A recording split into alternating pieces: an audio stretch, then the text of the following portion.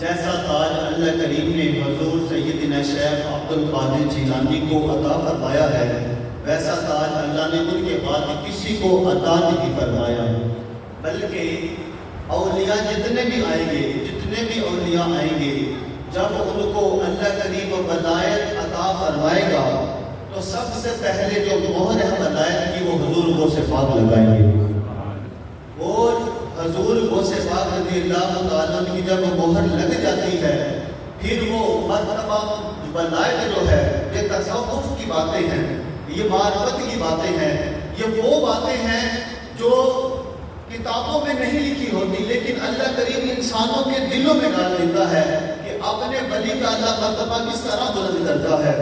یہ مقام ولایت جو ہے، یہ حضور غوث الورا آپ کی جب مہر لگتی ہے، اللہ اپنے بندے کو مقرر دین کی جب صف میں شامل کرتا ہے تو حضور غوث پاک کی مہر عطا فرماتا ہے۔ جب حضور غوث پاک کی مہر لگ جاتی ہے پھر یہ سلسلہ جناب مولا کائنات تک پہنچتا ہے۔ جب مولا کائنات کی مہر لگتی ہے پھر دربار رسالت مآب میں وہ ولایت پیش کی جاتی ہے۔ پھر جب حضور علیہ السلام اس مقام ولایت کی طرف نبوت والی نگاہ کرتے ہیں تو پھر اس کا ظاہر واقع روشن فرما دیتے ہیں۔ سبحان اللہ، ماشاءاللہ۔ یاد رکھیں کہ بندہ مومن اللہ کریم کے سامنے سر بسجود رہتا ہے، راتوں کو اٹھ کے اللہ کی عبادات کرتا ہے، مجادلے کرتا ہے، مشاہدے کرتا ہے، مراقبے کرتا ہے، اور اپنی ایک اس کا ہاتھ دنیا میں اور ایک اللہ کی محبت میں ہوتا ہے۔ یہ دونوں ساتھ لے کے جب بندہ چلتا ہے، وہ صوفیہ فرماتے ہیں نا، بڑا پیارا قول کسی نے فرمایا، بڑا ہی پیارا اچھا لکھا، غالباً یہ حضور داتا گنج بخش شجوی رحمۃ اللہ تعالی علیہ آپ نے لکھا، آپ فرماتے ہیں جو اہل باطن ہوتے ہیں وہ دنیا میں بظاہر خلق خدا سے ملے جلے ہوتے ہیں۔ اہل باطن بڑا قابل توجہ جملہ، ڈاکٹر صاحب بڑا پیارا جملہ ہے۔ جو اہل باطن ہوتے ہیں، جن کے باطن زندہ ہوتے ہیں، جن کے دل زندہ ہوتے ہیں، وہ بظاہر دنیا میں مخلوق خدا سے ملے جلے رہتے ہیں، مل تو مخلوق سے رہے ہوتے ہیں، مل جل کے رہتے ہیں، لیکن جو ان کا باطن ہے، جو ان کا دل ہے، وہ رب کائنات سے وابستہ ہوتا ہے۔ ان کا جو دل ہوتا ہے وہ رب کائنات سے وابستہ ہوتا ہے۔ اہل باطن جو ہے، اہل دل جو ہے، جن کا دل اندر اور باہر سے آئینے کی طرح ہے، شفاف ہوتا ہے، جو کسی مخلوق کے بارے میں چاہے ان کا دشمن ہی کیوں نہ ہو، بڑے سے بڑا دشمن ہی کیوں نہ ہو، ان کا جانی دشمن کیوں نہ ہو، مالی دشمن، عزت کا دشمن ہو، جیسا مرضی دشمن ہو، اہل باطن کی یہ نشانی ہے کہ کبھی ان کے بارے میں نہ برا سوچتے ہیں، نہ ان کے بارے میں کبھی برا بولتے ہیں۔ وہ اہل باطن ہوتے ہیں، اہل دل ہوتے ہیں، ان کے دل جب وہ سو جاتے ہیں ان کے دل زندہ ہوتے ہیں، جب وہ سو جاتے ہیں دنیا سو جاتی ہے، پھر ان کے جو باطن ہے، ان کا جو ضمیر ہے وہ جاگ جاتا ہے، وہ رب کائنات کے سامنے سر بسجود رہتے ہیں۔ یاد رکھیں کہ ایسے لوگ جو راتوں کو اٹھ کے اللہ کی عبادت کرتے ہیں، ایک بندہ کہتا ہے کہ میں صبح 3 بجے اٹھ جانا ہوا، اس تو بعد میرے روٹین ہے 2 بجے اٹھ جانا ہوا، اے روٹین تے جناب والا تیری 40-50 سال تو بعد بنی ہے، پہلے زندگی کی کرتا رہا ہے۔ آج ہم جو نیا شروع ہوتا ہے نا نمازیں پڑھنے، تہجد پڑھنے، 12 رکعتیں ہوتی ہیں، تہجد میں 12 رکعتیں ہوتی ہیں ٹوٹل، لیکن جب تک وہ 1200 بندے کو سنا نہیں لیتا اس کے دل کو چین نہیں آتا۔ ایسے لوگ اہل باطن نہیں ہوتے، ایسے لوگ اندھیروں میں ہوتے ہیں۔ یاد رکھیں کہ راتوں کو جا کے اپنے رب کے سامنے کھڑے ہو، قیام کرے، رکوع سجود کرے، تسبیح و تحلیل کرے، لیکن یہ تسبیح و تحلیل آپ اور آپ کے رب کے درمیان میں راز رکھنا چاہیے۔ یہ راز، جب یہ راز آپ رکھیں گے، جب سمجھے یہ راز ہم نے ہضم کر لیا ہے، اس کے بعد اللہ کریم آپ کو اہل باطن کی صف میں شامل کرے گا۔ جب آپ اہل باطن کی صف میں شامل ہو جائیں گے پھر اللہ کریم آپ کو اہل دل والوں کی صف میں شامل کرے گا۔ جب آپ اہل دل والوں کی صف میں شامل ہو جائیں گے پھر اللہ آپ کو اپنا قرب عطا فرمائے گا۔ جب آپ کو اللہ اپنا قرب عطا فرما دے گا پھر یقین جانے، میں اللہ کی عزت کی قسم اٹھاتا ہوں، مراقبے کے بعد جب بندہ دل کے اندر کسی کے بارے میں منافقت نہ ہو، دل کے بارے میں کسی کے خلاف کوئی بات نہ ہو، معاف کر کے بندہ سوئے، جب بھی سوئے بندہ ہر کسی کو معاف کر کے سوئے، ایسا بندہ جس کے دل کے اندر اللہ کی مخلوق کے لیے نفرت نہ ہو۔ جتنے بھی تمام عالم اسلام کے لوگ ہیں، ہماری جناب والا تمام امت مسلمہ کی مائیں بہنیں بیٹیاں مرد و زن بوڑھے بچے جوان جتنے بھی ہیں، جتنے بھی اللہ کے اشرف المخلوقات ہیں، ان کے بارے میں دل کے اندر ذرہ برابر برائی نہ ہو، نفرت نہ ہو۔ وہ اہل باطن دل ہوتے ہیں، جب وہ راتوں کو قیام کرتے ہیں نا، تسبیح و تحلیل کرتے ہیں، مخلوق میں ملے جلے ہوتے ہیں، دل رب کائنات سے وابستہ ہوتے ہیں۔ ایسے لوگ جب تنہائی میں بیٹھے ہوتے ہیں، ایسے لوگ جب تنہائیوں میں بیٹھے ہوتے ہیں، یقین جانے میں منبر رسول پہ بیٹھ کے یہ بات کرتا ہوں، یہ بڑی ضرور والی بات ہے۔ جب لوگ ایسے لوگ تنہائیوں میں بیٹھتے ہیں، یقین جانے ایسے تصور میں ہوتے ہیں کہ حضور کی باتوں پہ بیٹھے تھے۔ ایسے لوگ جب تنہائیوں میں بیٹھے ہوتے ہیں، لگ تو یہ رہا ہوتا ہے کہ یار میں تنہا ہوں، آنکھیں بند ہوتی ہے، گنبد خضرا کا تصور ہوتا ہے، مدینہ میں پہنچے ہوتے ہیں اور یہ تصور ہے حضور کے غلام بیٹھے ہیں اور بددعا والا چہرہ جلوہ فروز ہے، ان کے سامنے دوزانوں بیٹھے ہیں۔ بڑے بڑے لوگ میں نے ایسے دیکھے، ایسے لوگوں کی محفلوں میں بیٹھا جن کے دل زندہ ہے، جو اہل باطن ہے، جب بھی ان کے پاس گیا یقین جانے عجب سی خوشبو آتی ہے کہ یار یہ خوشبو اس کی خوشبو نہیں، یہ خوشبو در رسول کی خوشبو ہے، یہ ان لوگوں کی خوشبو نہیں، یہ ان کی تنہائیوں کی خوشبو نہیں، یہ در رسول کی خوشبو ہے، جو حضور علیہ الصلوۃ والسلام کے سچے غلام حضور علیہ الصلوۃ والسلام پر دن رات درود و سلام کا نذرانہ پیش کرنے والے ہوتے ہیں اور مخلوق کے خدا کے ساتھ بلائیاں کرنے والے ہوتے ہیں اور اپنی راتوں کو اٹھ کے اللہ کو منانے میں گزار دیتے ہیں۔ ایسے لوگ جب تنہا میں بیٹھے ہو، جب محفل میں بیٹھے ہو، ان کی خوشبو ہی الگ ہوتی ہے اور آپ ان کا حسن دیکھیں گے تو وہ حضور علیہ الصلوۃ والسلام حدیث مبارکہ کا مفہوم ہے نا کہ بندہ مومن وہ ہوتا ہے جس کے چہرے کو دیکھ کے اللہ پاک یاد آ جائے، رب کائنات یاد آ جائے کہ یار اس کے چہرے پر جو روحانیت ہے، جو نورانیت ہے، یہ اس کی اپنی نہیں، یہ در رسول سے اسے خیرات ملی ہے، یہ حضور کے در سے اس کو خیرات ملی ہے۔ تو جن کو حضور کے در سے خیرات مل جاتی ہے نا، پھر وہ عام نہیں رہتے، کوئی حضور وہ سے پاک بن جاتا ہے، کوئی داتا جلی بن جاتا ہے، کوئی حضور سخی سلطان باہو بن جاتے ہیں۔ ارے سخی سلطان باہو رحمت اللہ تعالی علیہ، آپ اللہ کے ایسے مقرب ولی ہیں کہ اللہ نے اپنا قرب خاص عطا فرمایا ہے، دل روشن ہے اور آپ حضور علیہ الصلوۃ والسلام کی کچہری میں اکثر بیٹھا کرتے۔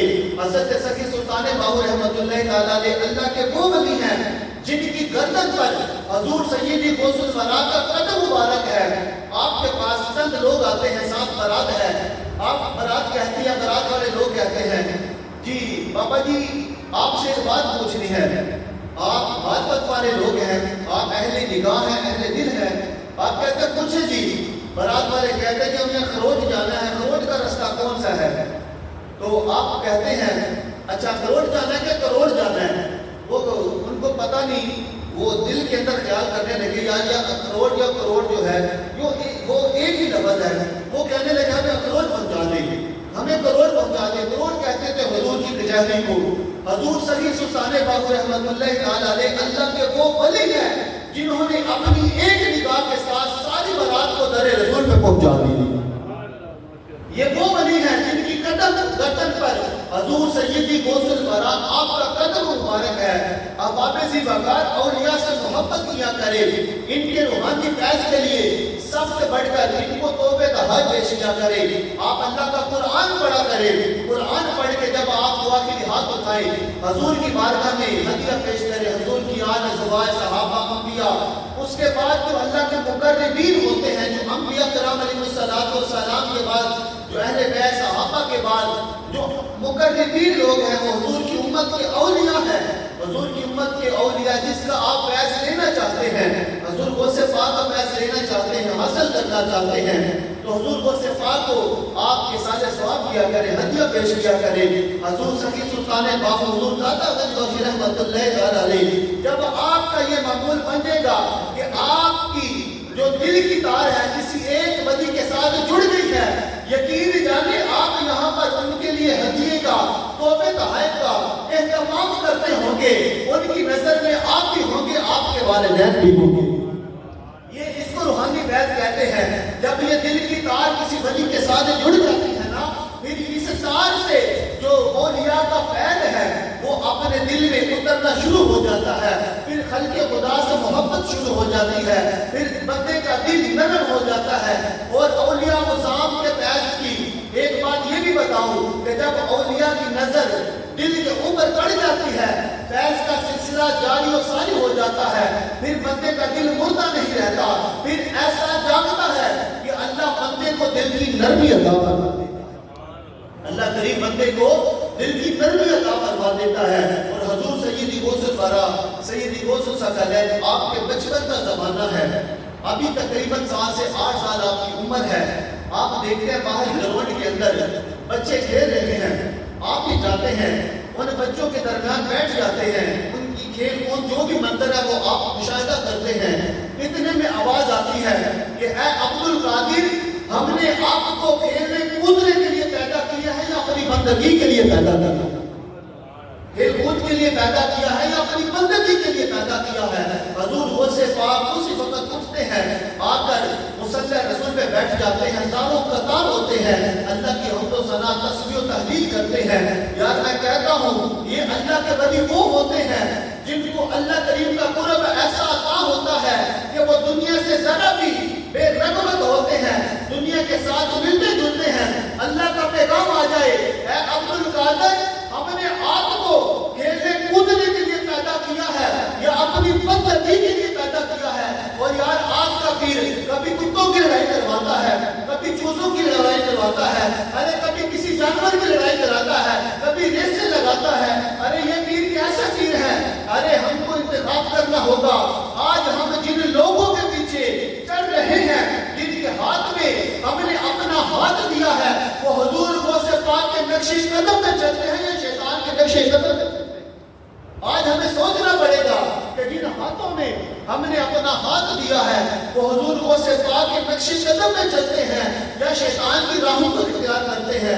جناب والا بڑے بڑے پیر آگے ہیں، اور آج کل تو جناب والا مارکیٹ کے اندر جب آپ قدم رکھتے ہیں، ہر اینٹ جب آپ اٹھاتے ہیں نیچے سے گر نظر آتا ہے۔ ارے پیر ایسے ہی پیر بن جاتے ہیں۔ ہم نے یہ سمجھ لیا کہ جو عامل لوگ ہوتے ہیں، جو کالا وہ پیلا سفید علم کرنے والے ہیں، ہم نے ان کو ولی سمجھنا شروع کر دیا۔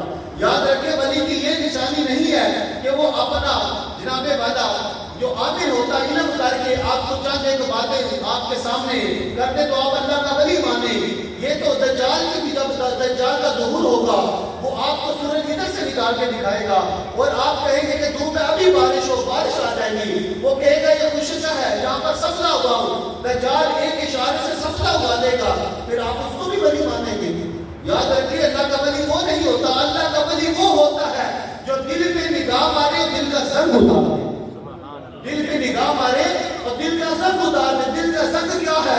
دنیا کی محبت، دنیا کی محبت، دنیا کے مال کی محبت، دنیا کے حسن کی محبت جو دل کے اندر گھر کر جاتی ہے۔ اللہ کا ولی جب اس دل پہ نگاہ مارتا ہے پھر بندہ ہر چیز سے بے نیاز ہو کر اسی ذات کا ہو جاتا ہے، پھر بندہ اللہ رب العزت کے ساتھ جڑ جاتا ہے۔ یاد رکھیے کہ حضور سیدی غوث پاک رضی اللہ تعالیٰ عنہ آپ اللہ کے وہ ولی ہیں کہ آپ بیٹھے ہیں، ایک عورت آتی ہے اور آ کے کہتی ہے کہ شیخ عبد القادر میں آپ کے پاس آئی ہوں ایک التجا کے لیے، دعا کے لیے۔ آپ فرماتے ہیں کیا دعا ہے، کیا دعا قربانی ہے؟ وہ کہتی ہے کہ میرے تمام عزیز و اقربا میں اللہ نے ہر عورت کو اولاد سے نوازا ہے، یہ بڑا میٹھا میوہ ہے، اولاد سے نوازا ہے، کسی کو اللہ نے بیٹے عطا کیے، 7 بیٹیاں بھی، کسی کو بیٹیاں ہی عطا کی، یہ اللہ کی تقسیم ہے۔ تو آپ میرے لیے دعا فرمائیں کہ اللہ کریم مجھے بھی اولاد حسنہ سے نوازے۔ جناب حضرت شیخ عبد القادر جیلانی آپ نے ملائکہ والے ہاتھوں کو بلند کیا، اللہ پاک کی بارگاہ میں دعا کی کہ اے اللہ یہ عورت جس کے دل کے اندر تو نے یہ بات ڈالی ہے کہ میں تیرا ولی ہوں، اللہ جس کے دل کے اندر تو نے بات ڈالی ہے کہ میں تیرا ولی ہوں، یہ ولی کے در پہ آئی ہے، اللہ تیرے سے التجا کروانے آئی ہے، مالک تجھے تیری ربوبیت کا واسطہ اللہ اس کو اولاد نورینہ عطا فرما۔ جب آپ دعا فرماتے ہیں تو آواز آتی ہے کہ اے عبدالقادر جیلانی، اس کے نصیب کے اندر، مقدر کے اندر ہم نے اولاد نہیں رکھی۔ تو جناب شیخ عبدالقادر جیلانی اپنے رب کے سامنے سجدہ رند ہوتے ہیں، اے اللہ اگر اس کے مقدر میں تو نے اولاد نہیں رکھی تو آج تیرا ولی تیری بارگاہ میں اس وقت تک سر نہیں اٹھائے گا جب تک اللہ کو اس کو اولاد نورینہ کی خوشخبری نہ عطا فرمائے۔ نعرہ تکبیر، نعرہ رسالت، نعرہ حیدری، نعرہ غوثیت، نعرہ غوثیت۔ کہ اے اللہ آج تیرا ولی تیری بارگاہ میں اس وقت تک سر نہیں اٹھائے گا جب تک اللہ کو اس عورت کی جولی کو اولاد نورینہ سے نہ بھر دے۔ اللہ کریم نے پھر اس عورت کو 7 بیٹے عطا فرمائے۔ آپ کی دعائیں پاک سے اللہ کریم نے 7 بیٹے عطا فرمائے۔ یہ ہوتا ہے مقام ولایت جو بندے کے نصیب میں بھی نہ ہو، اور بندہ مومن جب اللہ کا بندہ نیک بندہ مرتے کے اندر اللہ کی بارگاہ میں ہاتھ اٹھا دے۔ حضور علیہ السلام نے فرمایا کہ بہت سارے ایسے لوگ ہیں جن کے بال بکھرے پڑے، ان کا لباس گردن ہوتا ہے، چہرے کی حالت گردن ہوتی، جن کو کوئی پاس بٹھانا پسند نہ کرے، لیکن وہ کسی معاملے میں اللہ کی قسم اٹھا دے کہ اللہ کی قسم میں تیرا کام ہوگا، اللہ کریم ان کی لاج رکھتے ہوئے بندے کا کام کر دیتا ہے، اللہ تعالیٰ بندے کی مدد فرما دیتا ہے۔ یہی مرد کلندر کی نشانی ہے کہ جب دعا کے لیے ہاتھ اٹھاتا ہے تو اللہ ان ہاتھوں کی لاج اس طرح سے رکھتا ہے کہ اللہ ان کو خالی واپس نہیں لٹاتا۔ حضور سیدی غوث اعظم دستگیر رضی اللہ تعالیٰ عنہ، اللہ کریم نے آپ کو بڑی شانوں سے نوازا، بڑے مرتبوں سے نوازا۔ آپ فرمایا کرتے تھے کہ لوگوں سے محبت کیا کرو اور ان کے حق سلب نہ کیا کرو، اے لوگوں یوم آخرت سے ڈرو۔ ان کے فرامین پر آج ہم نے عمل کرنا چھوڑ دیا۔ آج ہمیں یہ تو پتا ہے ہم 11ویں دلائیں گے، 11ویں کا نگر بانٹیں گے، کھائیں گے، لیکن اس مقصد کو بھول گئے۔ حضور سیدی غوث الورا جب چاند کی 11 تاریخ آیا کرتی، آپ بہت بڑے مجمع سے خطاب فرمایا کرتے، آپ تمام عرب و عجم کے علماء کو بلایا کرتے، اگلی صف میں پہلی صفوں میں اولیاء ہوتے، علماء ہوتے، حفاظ ہوتے، قرہ ہوتے، پیچھے دیگر اللہ کی مخلوق ہوا کرتی، آپ ان سے بات فرمایا کرتے۔ آج ہم 11ویں شریف کا ختم دلاتے ہیں، لوگ پوچھتے ہیں کہاں لکھا ہے؟ ارے آؤ میں تمہیں بتاتا ہوں، یہ لکھا تو کسی جگہ پہ بھی نہیں ہے، لیکن یاد رکھنا یہ ہمارے اولیاء کا طریقہ ہے، ہماری اسلام کا طریقہ ہے کہ آپ چاند کی 11 تاریخ کو آپ ایک بہت بڑی مجلس سجایا کرتے، محفل سجایا کرتے، پھر لنگر کا بھی اہتمام ہوا کرتا۔ آؤ میں آپ کو بتاؤں، حضور غوث پاک 11 چاند کی 11 تاریخ کو آپ یہ اہتمام کیوں کیا کرتے؟ حضور علیہ السلام آپ کی 11 ازواج مطہرات ہیں، 11 ازواج مطہرات، تو حضور غوث پاک رضی اللہ تعالیٰ عنہ ہر چاند کے بھی 11 تاریخ کو، ہر ماہ کی 11 تاریخ کو کبھی ایک ازواج کی یاد کے اندر ان کو ہدیہ پیش کرنے کے لیے آپ محفل پاک سجایا کرتے۔ حضور غوث پاک کا یہ طریقہ تھا، حضور کی 11 ازواج کی نسبت سے آپ 11ویں تاریخ کو آپ بہت بڑے مجمع سے خطاب فرمایا کرتے۔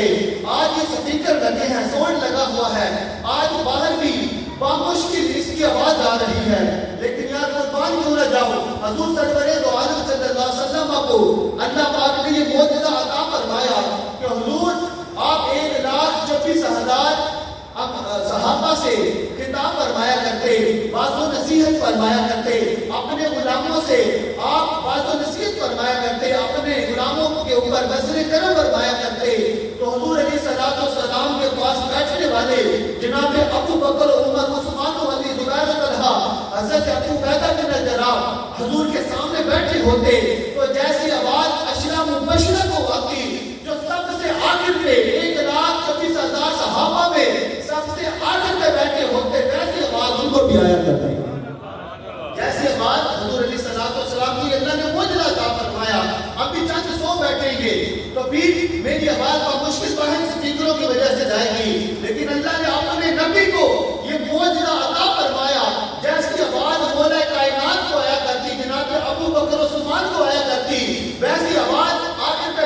والے حضور کے غلام صحابی کو آیا کرتی. یہی کرامت اللہ کریم نے حضور غوث پاک کو عطا فرمائی کہ حضور غوث پاک جب 11 تاریخ کو ایک عرب و عجم کے بہت بڑے مجمع سے لاکھوں کی تعداد میں آپ خطاب فرمایا کرتے.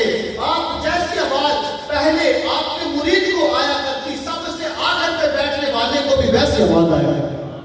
نعرہ تکبیر, نعرہ رسالت, نعرہ رسالت, نعرہ حیدری, نعرہ غوثیت. جیسے آواز پہلے آپ کی مرید کو آیا کرتی, آخر پہ بیٹھنے والے کو بھی آیا کرتی. صوفیاء فرماتے ہیں کہ سب سے پہلے اگر آپ چاہتے ہیں کہ آپ کا باطن جو ہے وہ ظاہر کی طرح روشن ہو, تو سب سے پہلے اپنے من کی میل کو جو ہے نا وہ ختم کرو. سب سے پہلے اپنے من کی میل کو ختم کرو, اور من کی میل ختم کرنے کے لیے سب سے بڑھ کر توجہ, سب سے بڑھ کر سب سے پہلے من کی میل ختم کرنے کے لیے اپنے اندر عاجزی پیدا کرو, عاجز بن جاؤ. اور عاجز بننے کے لیے ضروری ہے, صوفیاء فرماتے ہیں, اولیاء فرماتے ہیں, یہ تصوف و معرفت کی باتیں ہیں. آپ فرماتے ہیں کہ سب سے پہلے اپنے من کی میل کو ختم کرو.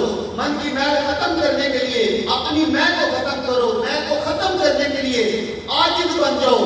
وہ عاجز بننے کے لیے ضروری ہے کہ اے بندے تم بھول جا کہ میں کون ہوں, کس برادری سے میرا تعلق ہے, میں کس منصب پہ بیٹھا ہوں, اور میرے پاس کتنی جائیداد ہے, میرے پاس کتنی دکانیں ہیں, کتنی گاڑیاں ہیں. اپنے اندر عاجزی پیدا کر. جب تو عاجزی پیدا کر لے گا, عاجزی کے لیے ضروری ہے کہ اپنے آپ کو بھول جا. نہ کر واسی سے رب بے وارث کر کے مارتا ہی, نہ کر مان وارثہ واسی سے رب بے وارث کر کے مارتا ہی. اپنے من کی میل کو ختم کرنے کے لیے عاجز بننا ضروری ہے. عاجز بننے کے لیے بھول جا کہ تیرا تعلق کس برادری کے ساتھ ہے, کس منصب کے ساتھ ہے, کس کرسی کے ساتھ ہے. تیرے پاس گاڑیاں کتنی ہیں, دکانیں کتنی ہیں, مارکیٹیں کتنی ہیں, جائیداد کتنی ہیں, بنگلے کتنے ہیں, یہ بھول جا.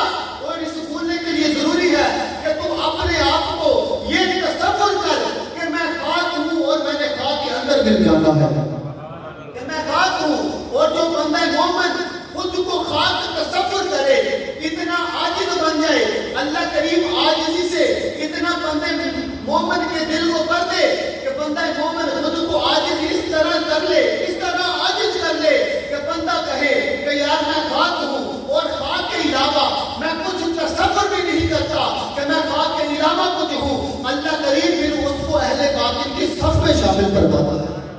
نعرہ تکبیر, نعرہ رسالت, نعرہ حیدری, نعرہ غوثیہ, یا خطابت. وہ حضرت واصف علی واصف صاحب سے کسی نے پوچھا نا, بڑا ہی قابل توجہ جملے ہیں, بڑے ہی قابل توجہ بات ہے, اگر سنیں گے مزہ آئے. آخری جملے ہیں اور ابھی انشاءاللہ گفتگو بھی اختتام پہ ہے, تو اگر مزہ آئے تو جوم کے سبحان اللہ کی سزا کو آپ نے بلند کرنا ہے. آپ ہر ایک کے چہرے پہ خوشی کی لہر توڑنی چاہیے. اتنے مزے والے جملے ہیں, بڑی لذت والے, ان جملوں کا حسن ہی بڑا ہے.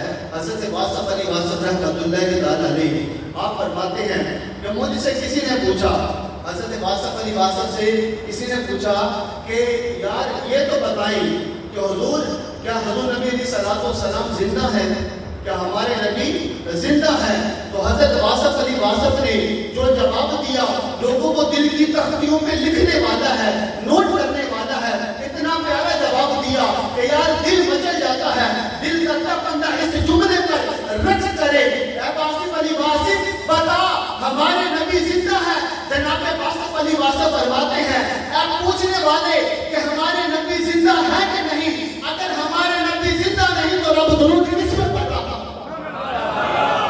اگر ہمارے نبی زندہ نہیں تو رب درود کس میں پڑھ رہا ہے. تو حضور علیہ الصلوۃ والسلام جس طرح زندہ ہے, حضور اپنی شان کے مطابق, اللہ نے اپنی شان کے مطابق اپنے نبی کی شان کو جس طرح زندہ رکھا ہے, حضور کی امت کے اولیاء کو بھی اللہ کریم نے زندہ رکھا ہے. جس طرح حضور علیہ الصلوۃ والسلام آپ کی شان کریمہ ہے, اللہ نے اپنی شان کے مطابق حضور کو جس طرح زندہ رکھا ہے, حضور کی امت میں جو اولیاء ہیں बुजुर्ग फरमाते हैं, औलिया फरमाते हैं, बड़े ही प्यारे जुमले हैं। आप फरमाते हैं कि जो बंदे हैं ना वो काबा की तरफ मुतवज्जो होते हैं। जब बंदा अल्लाह अकबर करता है तो मुंह किबला की जानिब होता है। बंदे हर वक्त किबला की जानिब मुतवज्जो होते हैं। और बंदा मोमिन का जो दिल है वो भी काबे की तरफ मुतवज्जो होता है।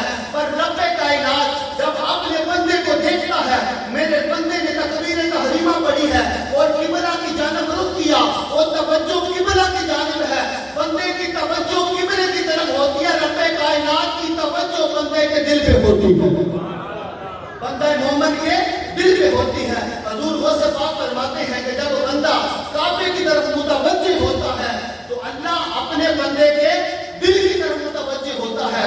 इसलिए अपनी तवज्जो को महवर जो है रब्बे कायनात की जात को रखे।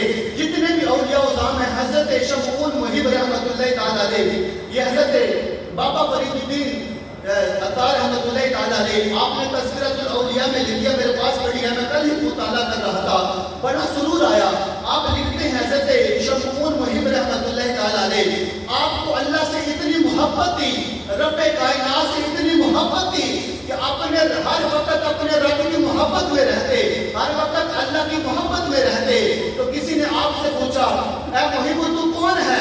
फरमाया, अल्लाह ताला की तरफ इशारा करके फरमाया कि जो अल्लाह की मोहब्बत रब्बे कायनात ने शमऊन के दिल में डाली है वही शमऊन मुहिब है। आपके दिल के अंदर अल्लाह ताला ने ऐसी अपनी जलालत वाली मोहब्बत डाली कि आपने एक दफा आप बंद कमरे में गए, अंधेरे में गए, देखा कि कंदीलें बुझी हुई हैं। यार मैं कुर्बान जाऊं उस निगाह पर कि जब एक बंदा मोमिन मरने के लंदन की ये शान है तो उनके गर्दन के ऊपर जिस गोश का कदम है उस गोश की क्या शान होगी। हज़रत शमऊन मुहिब रहमतुल्लाह ताला अलैह, आपने जब उन कंदीलों की तरफ देखा, अल्लाह की मोहब्बत से आपका जो सीना है वो हड्डियां की तरह उमड़ रहा है, आप अल्लाह की मोहब्बत में बेचैन हैं। जब आपने उस मोहब्बत भरी निगाहों से कंदीलों की तरफ देखा तो कंदीलों ने जलना शुरू कर दिया, कंदीलों ने जलना शुरू कर दिया। तो मैं कहता हूँ कि अल्लाह के ये वो वली हैं जिनकी कदम पर, जिनकी गर्दन पर हुजूर गौसे आजम का कदम मुबारक है। अरे उस इमामुल औलिया मौला मुर्तज़ा की शान क्या होगी कि हुजूर गौसे पाक की गर्दन पर जिनका कदम मुबारक है, हुजूर गौसे पाक की गर्दन मुबारक पर मौला कायनात का कदम मुबारक है। यार ये औलिया है, इनसे मोहब्बत किया करे। आखिरी बात, हुजूर गौसे पाक रज़ियल्लाहु ताला अन्हु अल्लाह की बारगाह में इल्तिजा करते हैं।